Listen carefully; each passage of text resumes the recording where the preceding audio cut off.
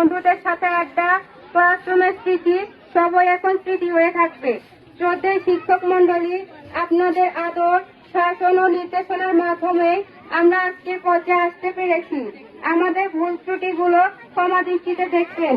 আপনারা আমাদের কেবল পুঁথিগত শিক্ষাই দেননি, বরং মানুষের মতো মানুষ হওয়ার পথ দেখিয়েছেন। আমার প্রিয় বন্ধুরা, একসাথে কাটানো এই সোনালী সময়গুলো আমি কখনোই ভুলব না। আজ আমরা আলাদা হয়ে যাচ্ছি, কিন্তু আমাদের বন্ধুত্ব ওই স্কুল জীবনের স্মৃতি হৃদয় অমলিন হয়ে থাকবে।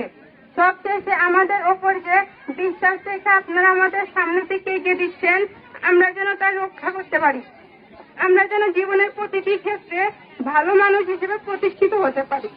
আমাদের জন্য দোয়া করবেন, এই বলে আমাদের সংক্ষিপ্ত বক্তব্য শেষ করছি। সবাইকে ধন্যবাদ। আসসালামু আলাইকুম।